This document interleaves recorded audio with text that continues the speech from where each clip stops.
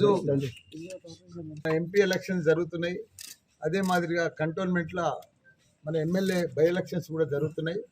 అందరం కూడా మన ఓటు హక్కు ఉపయోగించుకొని మంచి నాయకుని, మంచి లీడర్ని ఎన్నుకోవాలని కోరుకుంటున్నాం. అందరికి కూడా నమస్కారం.